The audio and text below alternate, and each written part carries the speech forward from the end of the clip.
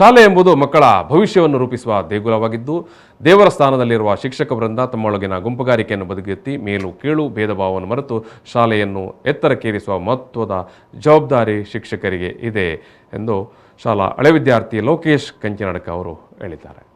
ಪಡುಬಿದ್ರಿಯ KPS ಶಾಲಾ ಪ್ರಾರಂಭೋತ್ಸವ ಪ್ರಯುಕ್ತ ಚಿಣ್ಣರಿಗೆ ಸ್ವಾಗತ ಕಾರ್ಯಕ್ರಮದಲ್ಲಿ ಭಾಗವಹಿಸಿ ಮಾತನಾಡಿದ ಅವರು, ಶಾಲಾ ಸಮಯದಲ್ಲಿ ಮೈದಾನಕ್ಕೆ ವಾಹನಗಳು ಬೇಕಾಬಿಟ್ಟಿಯಾಗಿ ಪ್ರವೇಶಿಸಿ ಮಕ್ಕಳಿಗೆ ಅಪಾಯ ಒದಗುವ ಸಾಧ್ಯತೆ ಹೆಚ್ಚಾಗಿದ್ದು, ವಾಹನ ಪ್ರವೇಶ ನಿಷೇಧಿಸಲು ಹಿಂದಿನಿಂದಲೂ ಪ್ರಯತ್ನಗಳು ನಡೆಯುತ್ತಿದ್ದರೂ ಮಕ್ಕಳ ಹಿತ ಕಾಯಬೇಕಾದವರಿಂದಲೇ ಇದಕ್ಕೆ ಹಿನ್ನಡೆಯಾಗುತ್ತಿರುವುದು ಖೇದಕರ.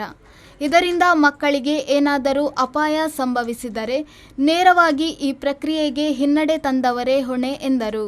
ಇಲ್ಲಿ ಅಧ್ಯಾಪಕರ ಕೂಡುವಿಕೆ ಬಹಳ ಮುಖ್ಯ.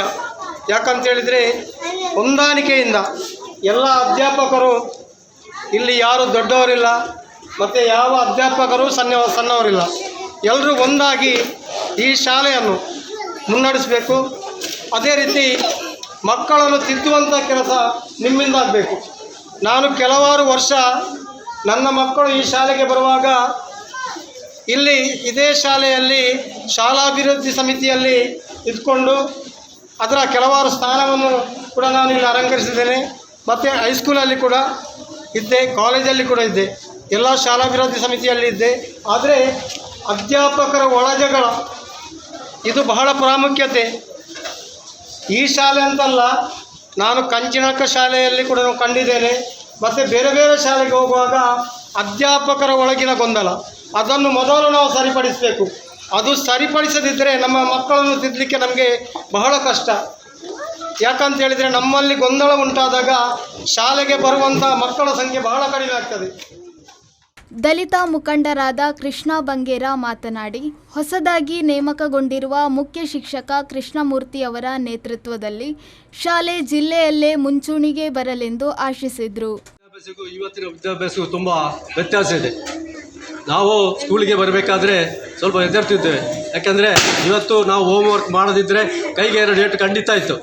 ಇಲ್ಲಿ ಒಂದು ಒಳ್ಳೆ ಟೀಮ್ ವರ್ಕ್ ಇತ್ತು. ಭೋಜರಾಜ್ ಮಾಸ್ಟರ್ ಅಂತ, Sanjeeva master, Dasu master, Vasanthi teacher, Meera teacher, ಅವ್ರದ್ದೊಂದು ಒಳ್ಳೆಯ ಟೀಮ್ ವರ್ಕ್ ಇತ್ತು.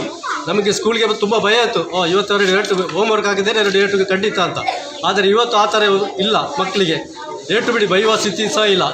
ಅಂಥ ಒಂದು ಬದಲಾವಣೆ ಇವತ್ತು ಬಂದಿದೆ ವಿದ್ಯಾರ್ಥಿಗಳಿಗೆ. ಯಾಕೆಂದರೆ ಒಳ್ಳೆಯ ವಿದ್ಯೆ ಸಿಗಬೇಕು. ಡಾಕ್ಟರ್ ಬಿ ಅಂಬೇಡ್ಕರ್ ಅವರು ಹೇಳಿದಷ್ಟೇ, ವಿದ್ಯಾಭ್ಯಾಸ ಫಸ್ಟ್ ನಮಗೆ ಬೇಕಾದ ವಿದ್ಯೆ. ಒಳ್ಳೆಯ ವಿದ್ಯೆ ಕಲಿತರೆ ನಾವು ಪ್ರಪಂಚದಲ್ಲಿ ಎಲ್ಲಿ ಸಹ ಹೋಗ್ಬೋದು, ಯಾವ ದೇಶದಲ್ಲಿ ಸಹ ಹೋಗ್ಬೋದು. ಇದೇ ಸ್ಕೂಲಲ್ಲಿ ಕಲಿತಂಥ ವಿದ್ಯಾರ್ಥಿಗಳು ಇವತ್ತಿಗೆ ಒಳ್ಳೆ ಕೆಲಸದಲ್ಲಿದ್ದರು. ಅದೇ ರೀತಿ ನಾನು ಸಹ ಈ ಸ್ಕೂಲಲ್ಲಿ ಕಲಿತು ನನ್ನ ಮಟ್ಟಿಗೆ ನಾನು ಒಂದು ಉದ್ಯೋಗದಲ್ಲಿದ್ದು ಈ ಒಂದು ಸಮಾರಂಭಕ್ಕೆ ಬರಲಿಕ್ಕೆ ನನಗೆ ಅವಕಾಶ ಕೊಟ್ಟಿದ್ದಾರೆ. ಆರಂಭದಲ್ಲಿ ಮಕ್ಕಳನ್ನು ಮೆರವಣಿಗೆಯ ಮೂಲಕ ಶಾಲೆಗೆ ಕರೆತಂದು ಮಕ್ಕಳಿಗೆ ಹೂವಿನ ಸ್ವಾಗತದ ಮೂಲಕ ತರಗತಿಗೆ ಬರಮಾಡಿಕೊಳ್ಳಲಾಯಿತು. ಈ ಸಂದರ್ಭ ಶಾಲಾ ಶಿಕ್ಷಕ ವೃಂದ ಸಹಿತ ಮಕ್ಕಳ ಪೋಷಕರು ಪಾಲ್ಗೊಂಡಿದ್ದರು. ಈ ಸಂದರ್ಭ ವೇದಿಕೆಯಲ್ಲಿ ಶಾಲಾ ಮುಖ್ಯ ಶಿಕ್ಷಕ ಕೃಷ್ಣಮೂರ್ತಿ, ಶಿಕ್ಷಣ ಇಲಾಖಾ ಅಧಿಕಾರಿ ಕವಿತಾ, ಗ್ರಾಮ ಪಂಚಾಯತ್ ಸದಸ್ಯ ಹೇಮಚಂದ್ರ, ಕಾಪು ತಾಲೂಕು ಕಾರ್ಯನಿರತ ಪತ್ರಕರ್ತ ಸಂಘದ ಅಧ್ಯಕ್ಷ ಸುರೇಶ್ ಎರ್ಮಾಳ್ ಉಪಸ್ಥಿತರಿದ್ದರು. ಸುರೇಶ್ ಎರ್ಮಾಳ್, ವಿ4 ನ್ಯೂಸ್, ಪಡುಬಿದ್ರಿ.